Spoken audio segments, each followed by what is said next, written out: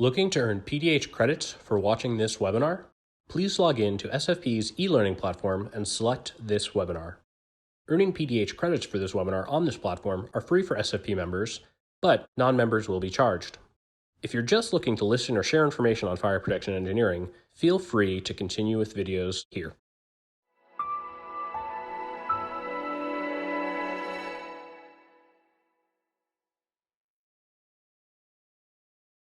I'm very pleased to have this opportunity to give everybody kind of an update and outline of what we now have in the new expanded 2018 edition of the SFPE Guide to Human Behavior.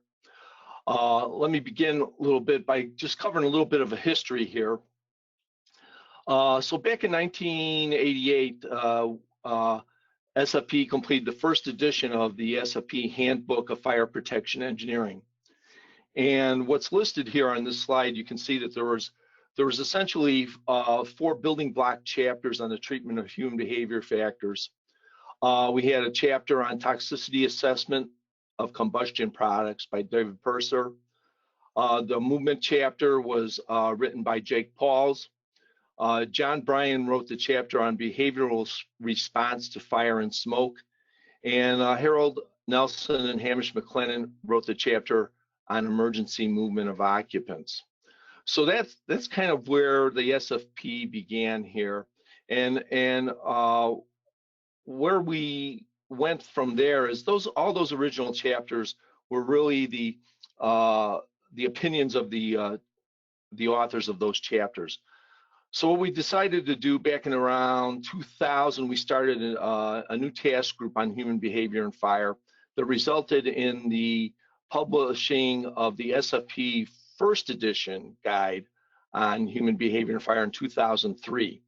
And that was an effort to try to come to more of a consensus-based approach on all the other information that had existed out there that we had at the time. Now, what's important about your understanding today is why we're continuing on this track to improve and embellish on our human behavior guide is that it's going to be important for fire protection engineers in the future to understand these concepts, because this will be a core competency for the testing and education of fire protection engineers in the future. So here's just a quick photo of the expertise we had with the guide back in 2003, and I'm sure folks on the webinar will recognize a number of these people in here today. We'll see kind of back at the table, John Bryan. Next to him is Guylaine Prue. Jake Pauls is here. Bud Nelson is here.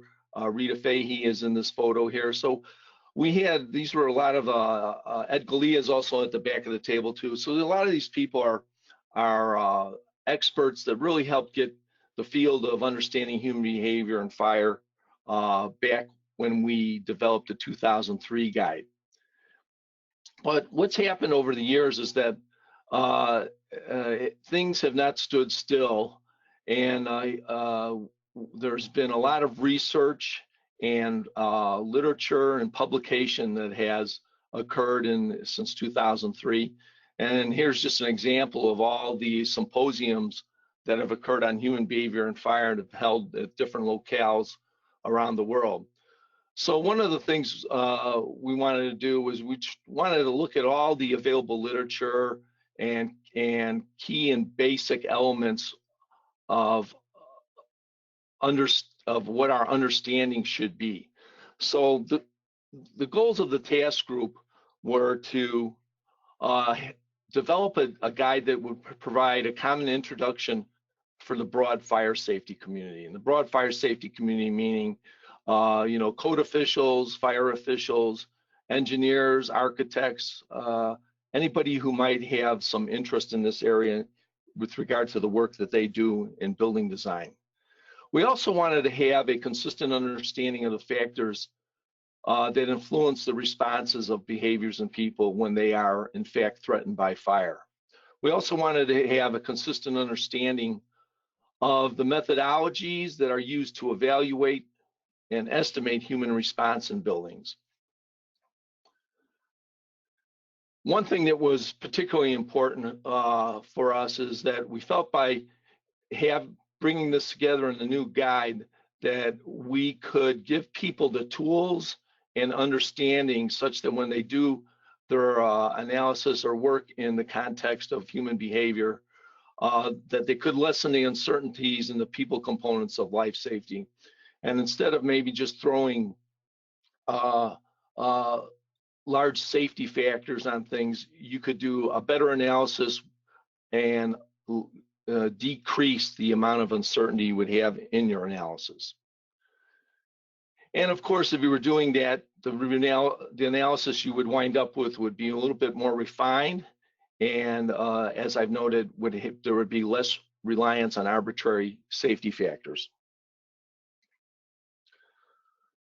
So where we are today. So here's a picture of most of the members of today's task group. And I should note that this task group has quite a bit of expertise. I think we have 8 or 9 of our 15 members have done doctoral work either in the areas of sociology, behavioral sciences, human factors, toxicology, egress model development, or fire dynamics. So we've basically we have a number of PhDs on the task group, as well as practicing fire protection engineers, which I think helped meld us into a really good document, because we were taking that, the real scientific side of things and trying to put it together in a practical way that would be useful for the society's members. So when we're talking about the human behavior guide, what are the areas of interest that we're really dealing with? So there's there's 3 different areas of interest here. There's behaviors that cause or prevent fires. There's behaviors that affect fires. And then we have behaviors that increase or reduce harm from fires. Now, the focus of the human behavior guide is primarily on those behaviors that increase or reduce harm from fires. But that doesn't mean that we can ignore behaviors that affect fires. So in the example of the artwork that just popped up is that, blocking doors open, leaving doors open, things of that nature, maybe grabbing fire extinguishers, all those kind of behaviors also can have an impact. But the point of the slide here is that the big emphasis in the guide is that we're dealing with behaviors that increase or reduce harm from fires. So let's talk a little bit about the organization of the guide, so you'll have some understanding of what the content is here in the guide today. So the guide is basically split up in 3 different sections. And section 1 is understanding human behavior in fires, and that's covered in chapters 3 through 5, and present kind of general background knowledge. Now, I should say that chapters 1 and 2 are kind of introductory chapters that introduce you to the guide and give you kind of a similar overview of what's in the guide and how to use it. So that you would find in chapter 2. But back here in chapters 3 and 5, this is kind of like more kind of I would say casual reading. There's no math required here. So if you pick up, if you go into section 1 of the guide, you can read through this and get some good background and understanding of the issues and concepts related to human behavior. Now in section 2 of the guide, we have chapters 6 through 11, and in these chapters there is more detailed guidance and discussion of quantitative approaches and methods for evaluating human behavior scenarios. Now, when we start to get, particularly when we get into chapters 7 through 11 here, I think 7, 8, 9, 10, and 11, that's where we get into some of the math. And but there's both good discussion here, and examples of how to use how the math works, especially in the areas of toxicity. In section 3 of the guide, we have a couple chapters on fire situation management. Those are chapters 12 and 13 that really provide the reader with an understanding of how to deal with emergency notification and messaging solutions that may be necessary in buildings, and how those things might work with the technology of fire alarm systems, and particularly when it comes to using maybe voice messaging, how to develop and get the right message to people. Chapter 13 presents guidance on managing occupant movement emergencies, and that chapter we'll talk about a little bit later, has quite a bit of quantitative discussion and guidance on how to think about dealing with occupants in buildings. So let's go now, begin with chapter 3 of the guide, and talk a little bit about this chapter, which really addresses population and occupant characteristics that you need to take under consideration may influence performance and reaction movement process of people. So we can have, there's a number of different factors that come into play. First of all, there's the state. What state are the people in? Are we sleeping? Are we awake? What about our cognitive abilities of the population in the building? So the cognition has to do with our thinking process and our capabilities to think and rationalize and make decisions.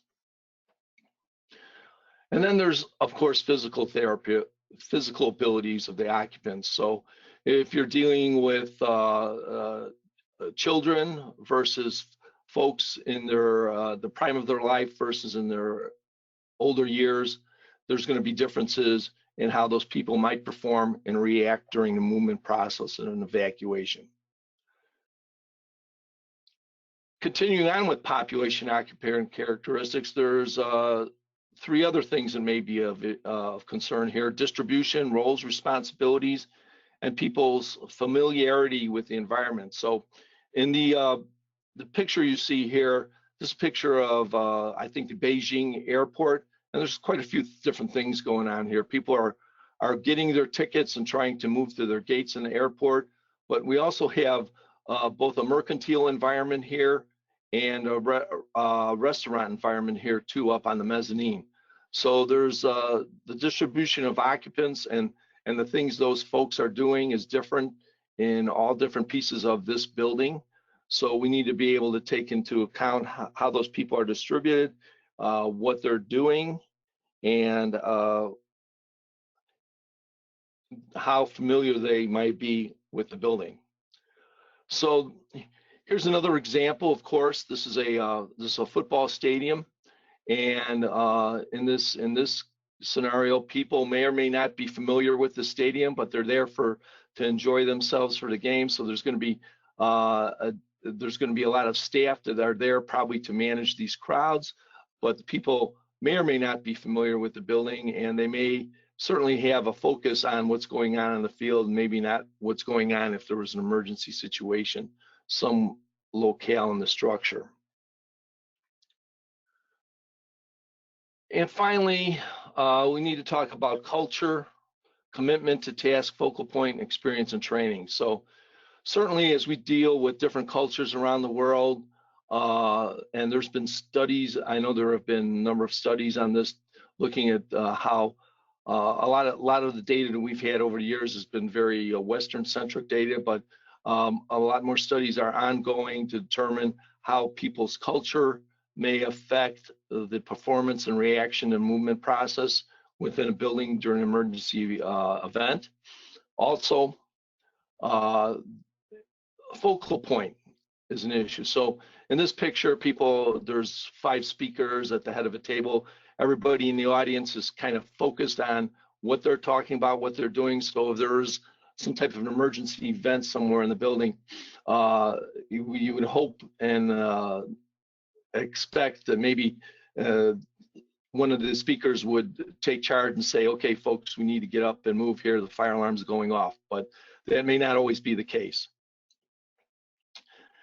And then, of course, our experience and training, both maybe from the perspective of real fires and probably mostly from doing evacuation drills in buildings, can have influence our performance and how fast we might move in an evacuation process or when that alarm rings in the building. So these are all different types of population occupant characteristics that we need to account for. So in chapter 4 of the guide,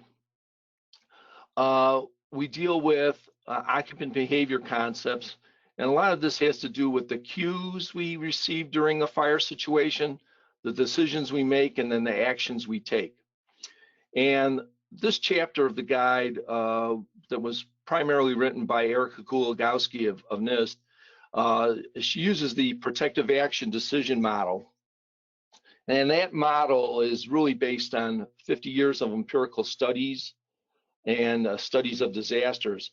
And that chapter helps describe how information flows to us as individuals and then the decision-making process that takes place afterward and influences an individual or a group of individuals to take protective actions.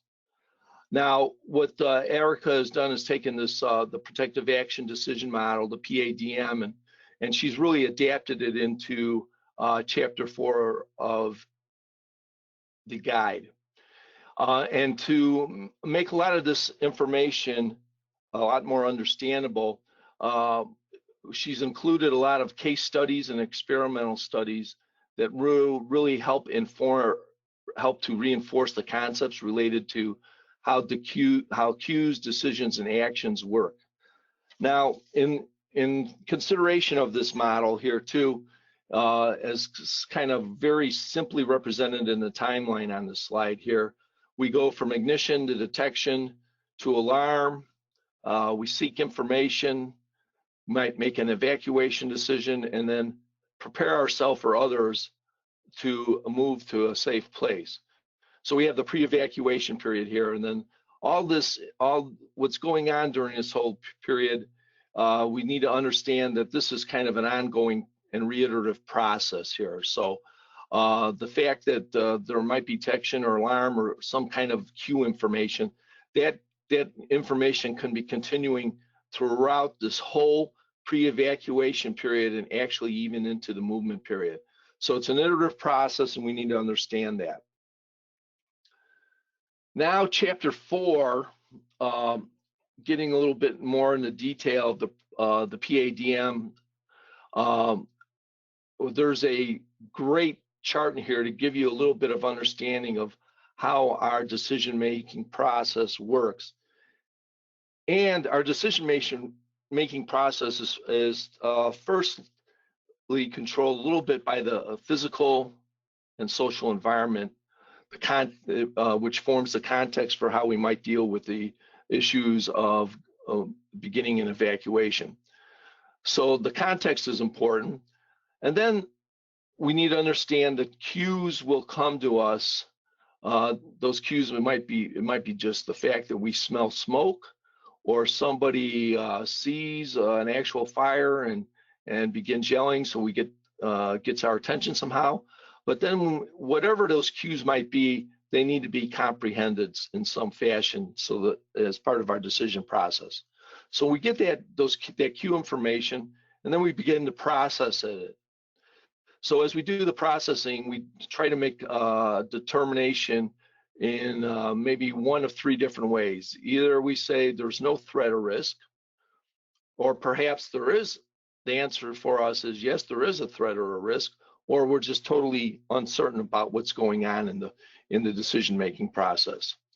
So we have no, yes, or we may be uncertain. And then if we're uncertain, of course, then maybe we decide that we need to look for further information, and then we decide how do we want to get that information, and is that information I need right now, or is it not important and I'll ignore it? So in this chart, you can see, if you read through this and then you read through the description of this PADM in the handbook, I think it give you a good understanding of how our decision-making processes work. Of course, as you can see here in the diagram, depending on our answer, there might be, we might be circling back for more information, more cues, and the process continues again. Now, moving on to chapter 5 of the guide. In chapter 5, what we try to do in a qualitative fashion is give you an overview of the factors that lead to incapacitation. So impaired vision, pain, breathing difficulties from irritants in the smoke, or irritation on our eyes and respiratory tract. Of course, there's the asphyxiant gases that can cause us to be confused and lead to loss of consciousness. And then there's the threat of pain and incapacitation from our skin being exposed and our respiratory tract being exposed to radiant or convective heating, and it can ultimately lead to collapse.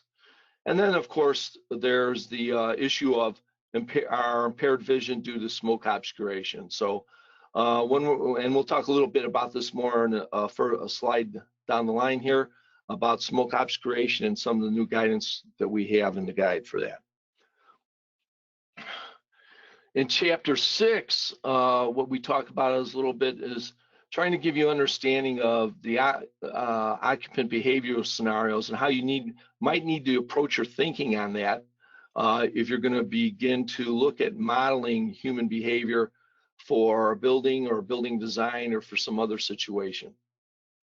So that process involves identification of the factors that set both the context of the building and the operational conditions and what's the fire scenario conditions that you're dealing with.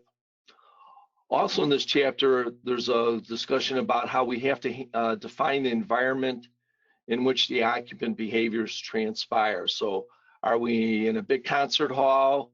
Are we in a residential scenario where we're sleeping, or are we in maybe a hospital operating room? So you can see just across the gamut here, there can be a lot of different behavioral scenarios that may interact with the design fire scenarios that might be involved with any of those circumstances in a building. So chapter 6 too, we also talk a little bit about the RSET versus ASET concept, where we want the required safe egress time to, of course, occur at a time before the available safe egress time runs out here. And so we have this back here on our basic timeline here, and there's discussion about this. I think this is a concept that's fairly familiar to those of you on the webinar today.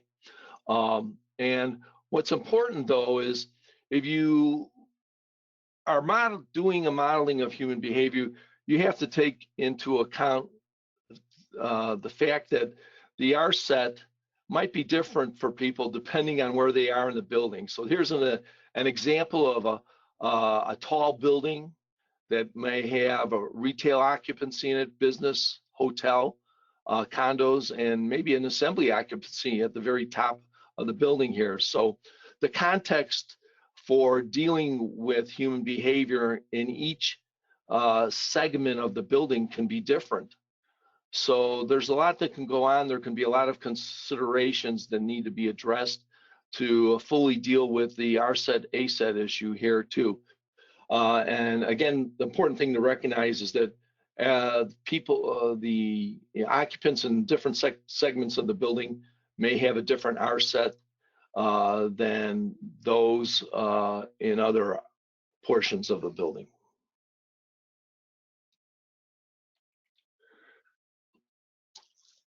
Okay, so chapter 7, here we get into the math a little bit. And what you'll find in chapter 7 is you'll find the technical basis, background guidance regarding the application of recognized methodologies to evaluate the effects and toxicity of fire effluents, okay? Also in this chapter, you'll find guidance that we thought was important to bring forth to the fire protection community for addressing reduced visibility due to smoke obscuration. And people have dealt with smoke obscuration a lot of different ways over the years, and what we're trying to do is clearly refine the concepts for that in the guide. And what's really great about this chapter is based largely on the work of David Purser. That goes back to the 1988 edition of the SFPE Engineering Handbook. But Jamie McAllister of NIST took his work and kind of condensed it down to the really important things that people need to know and understand. And what's great in this chapter is there are a number of worked examples of how you can use the toxicity evaluation methods and how you do the math on that. So I think that becomes really important. At a fundamental level, in Chapter 7, we're dealing with what's the fractional effective dose that we might receive compared to the concentration time dose that's needed to cause incapacitation or death. So that relates to the fixing of gases. With regard to irritants, we're looking at the fractional incapacitating concentration. That's the concentration of irritant that we have maybe uptake over exposed time compared to the concentration that may cause our impairment. And of course, on the right here is fundamentally what we have to deal with is the fractional effective dose of both the radiative heat and convective heat that we might receive during exposure to a fire condition. So these concepts are clearly discussed in Chapter 7 of the guide, and many of the fire effluents that are also addressed in Chapter 7 are, of course, carbon monoxide, hydrogen cyanide, hypoxia, carbon dioxide. The chapter addresses the irritant gases, from hydrogen chloride to acrolein here, and discussion on convective and radiative heat. Now, with regard to all these fire effluents, there is clear discussion here on their potential impacts to the human body, and that includes what the additive effects might be on our body at varying degrees of exposure. So again, if you go into Chapter 7, you can get a great overview and understanding. And if you're looking for further information, you can go back to David Purser's chapter in the Handbook of Fire Protection Engineering for even more detail. But a lot of the work in this, I should mention, a lot of the discussion in the guide and text in the guide is really to bring us to kind of a more of a consensus understanding of the most important things that exist out there in the literature of human behavior that fire protection engineers really need to understand. So moving on to visibility and smoke, there is a bit of discussion in Chapter 7, and folks need to realize that a lot of the fundamental work on visibility and smoke really emanated from the work of Jin and Yamada in Japan in the 1970s. Of course, when Jin did his experimental work, not all of the experimental cases that he did really actually subjected people to the smoke. So a lot of the smoke was behind kind of a glass wall, well mixed. And so the one thing to understand about Jin's data is that when he did those experiments, the visual environment is really not comparable to the field of view that a human subject would have in the path of travel. So if you look at the diagram to the bottom right here, you can see that rather than treating our visibility kind of like a beam smoke detector there, where we just are obscured perfectly by the smoke layer along a fine line, our visibility actually is more diverse, and we can either see right through the smoke layer. We could see down, have a different view down to the floor, to the walls, below the edge of the smoke layer.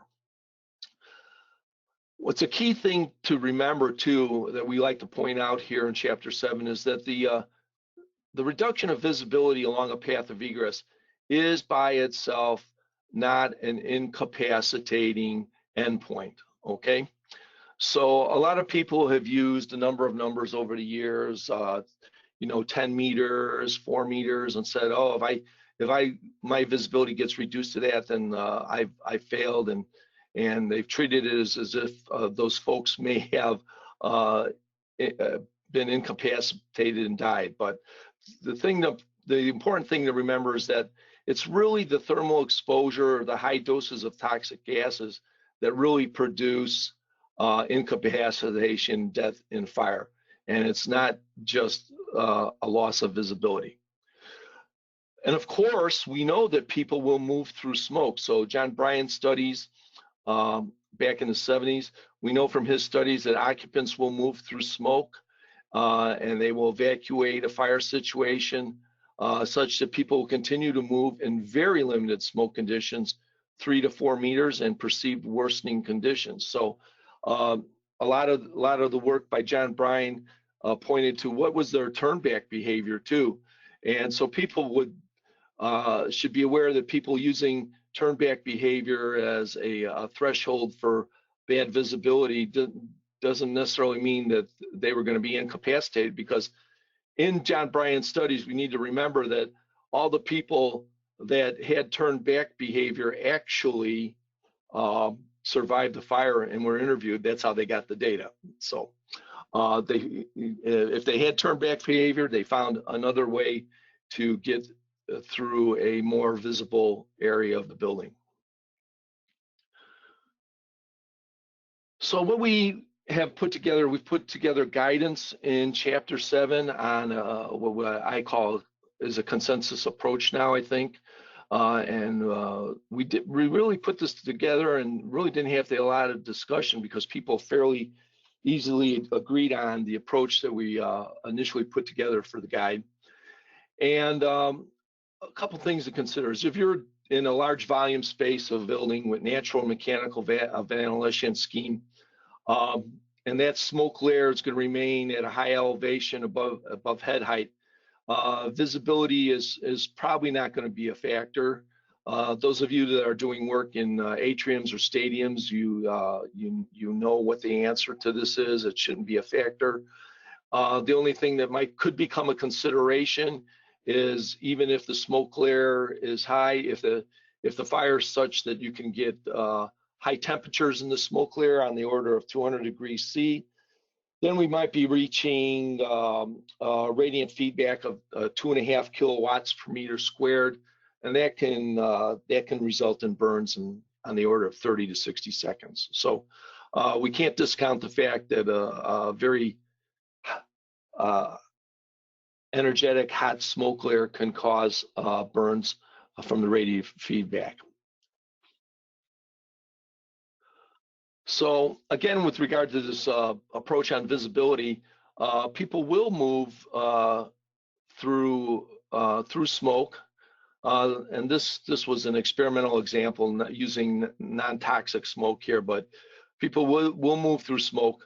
The thing to consider is that if they are moving through smoke, what's their willingness to enter that smoke and continue through it. So it depends on a range of behavioral scenarios, and that can be affected by what's the optical density, the intensity, and the temperature of the smoke. Of course, the lighting and the features of the built environment may have an impact here too. But we do know people can move through smoke, and necessarily need not be an N-tenability threshold factor. So another way to think about this is that in a scenario where people are moving through smoke, on the left here we have the smoke layer is high overhead again, such as maybe in a large volume space.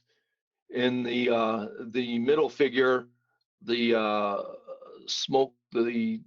Smoke might be tenable, but you might have reduced evacuation speeds, and therefore, if you're reduced and walking through some smoke, you could have some concerns for long exposure to toxicants in the smoke.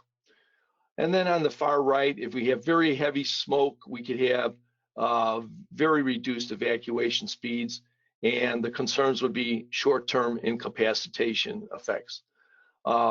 This might be a concern more in the residential environment with small volume spaces and maybe fast developing fires.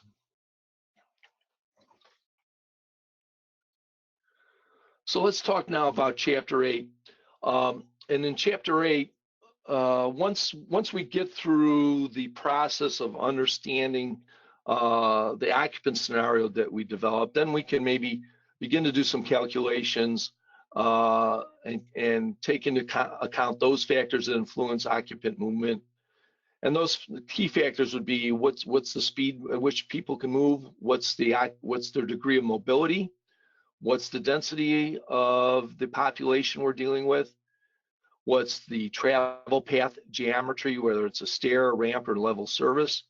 And then there's, of course, the boundary layer conditions that we're dealing with in the context of the evacuation path that they may be using. So these concepts are really trying to figure out how do we go from the real world into a model that we might want to do. So in this chapter, we discuss these concepts of how you would look at setting up the parameters for the flow of occupants and understanding the queuing that might occur during evacuation.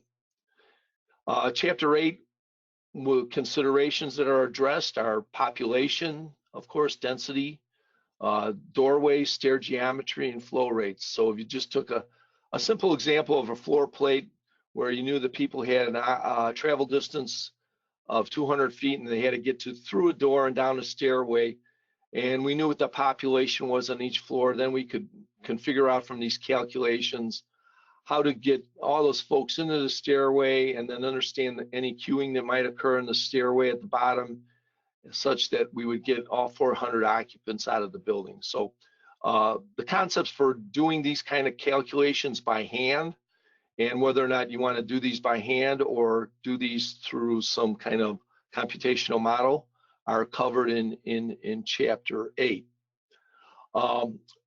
But then moving on to a model, if you are trying to use some type of a computational model, we have guidance in Chapter 9 of the guide that gives you, it will help you in understanding how to select a method you may want to use for performing ingress calculations. Again, you may decide to use hand calculations, might be sufficient, or you might want to use one of the computation models that are either a hydraulic model or agent-based behavioral models that take into consideration more human factors than just movement parameters related to human movement. The needs, what you might need for the project is discussed, and this will give you some understanding what kind of data needs you may have, and help you in assessing the impact of different behavioral assumptions for the scenario and context you're dealing with. Again, we're trying to figure out how we go from the real world into the modeling world here as best we can. In Chapter 10, though, for those of you that might be more advanced users of models, Chapter 10, which was written by Steve Gwynn, and Steve Gwynn is both a model developer and user. Steve put together a chapter here that discusses model verification and model validation considerations. And a good impetus for doing this chapter was that there's so many models available out there today. We wanted to really increase your knowledge of how to determine if the model is going to be useful for generating the results you need. So if you read through this chapter, you'll get more of a deep dive into how models work and how you might have to deal with the verification or understand their verification and validation.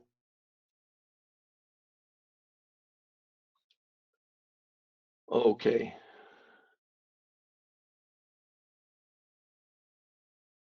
Next is Chapter 11. So Chapter 11 is where we want to understand the uncertainty and how to use safety factors related to human behavior here. And the important thing here is to be cognizant of addressing those factors that can vary slightly, but yet result in large impacts in the analysis.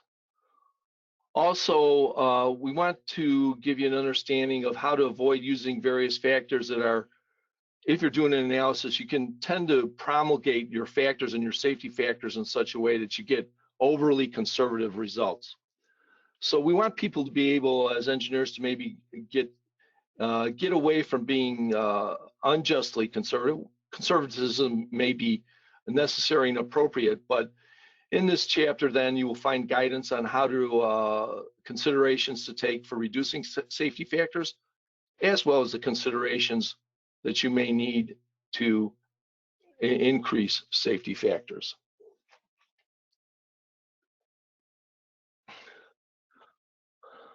Okay, getting towards the end here of our presentation today, but chapter 12 is an important chapter, I think, for people to understand what do we want to do perhaps to enhance human response to emergency notification messaging. So in chapter 12, you'll find good discussion how people process emergency warning information and what the inhibiting factors may be that may affect that process, okay? And guidance is given here in chapter 12 for those having responsibilities related to emergency communications in buildings. So this can be a very helpful chapter, I think, to people. Whether your building has a fire alarm system or doesn't have a fire alarm system, chapter 12 understanding can be important and useful to dealing with emergency notification and messaging.